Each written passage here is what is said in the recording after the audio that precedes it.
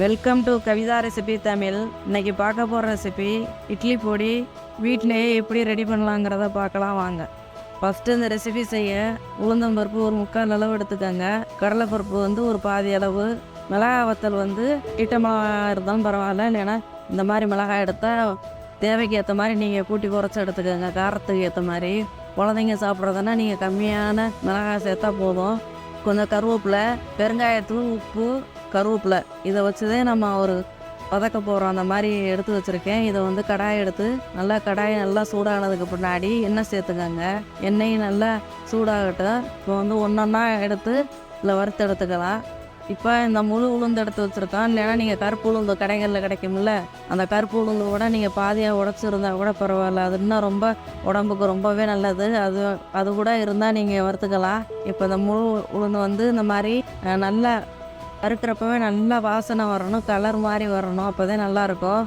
வறுக்கிற பக்குவம் தான் ரொம்ப முக்கியம். இப்போ அந்த உளுந்தை வந்து நல்லா வறுத்து எடுத்துக்கலாம். பாதி வறுத்து எடுத்தோடனே இந்த கடலைப்பருப்பை இது கூட சேர்த்து இதையும் நல்லா இந்த மாதிரி வறுத்து எடுத்துக்கோங்க அந்த பக்குவத்துக்கு. இப்போ இந்த உளுந்து கடலைப்பருப்பு நல்லா செவக்க இந்த மாதிரி வறுத்ததுக்கு பின்னாடி மிளகாய் வத்தல், இந்த மிளகாய் வத்தலை இது கூட சேர்த்து நல்லா இதையும் வறுத்துக்கோங்க. அதுவும் நல்லா வறுவட்டோன்னா இந்த மாதிரி ஒன்றா எடுத்து சேர்த்துக்கோங்க. கருவேப்பிலை அதையும் நல்லா வதக்கிக்கோங்க. பூண்டு,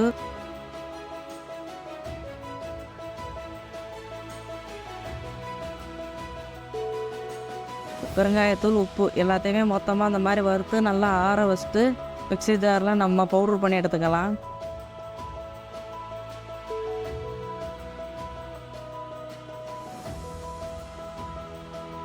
இப்போ எல்லாத்தையுமே வறுத்து எடுத்தாச்சு. இது ஆறுனதுக்கு பின்னாடி இப்போ மிக்ஸி ஜாரில் வந்து நம்ம சேர்த்துக்கலாம். இந்த மாதிரி மிக்ஸி ஜாரில் மாற்றிட்டு இப்போ பவுட்ரு பண்ணி எடுத்துக்கலாம்.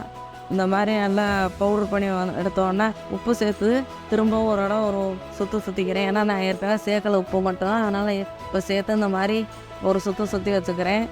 இப்போ நல்லா நைஸாகவும் தேவைன்னா நீங்கள் அரைச்சிக்கோங்க. இல்லைன்னா மேகி பவுட்ரு வருது பார்த்தீங்களா, அந்த மாதிரி கூட நீங்கள் அரைச்சி எடுத்துக்கலாம். நொரப்பா அந்த மாதிரி தான் நான் அரைச்சி எடுத்துருக்கேன். இப்போ ஒரு அருமையான இட்லி பொடி வீட்டிலேயே ரெடி ஆயிடுச்சு. நீங்களும் இந்த மாதிரி ஸ்கூலுக்கு போகிற பசங்க, ஆஃபீஸு, இந்த மாதிரி ஒரு அவசர நேரத்தில் இந்த மாதிரி இட்லி பவுட்ரு வந்துச்சுன்னா நீங்கள் குழந்தைங்களுக்கு செஞ்சு கொடுத்துடலாம்.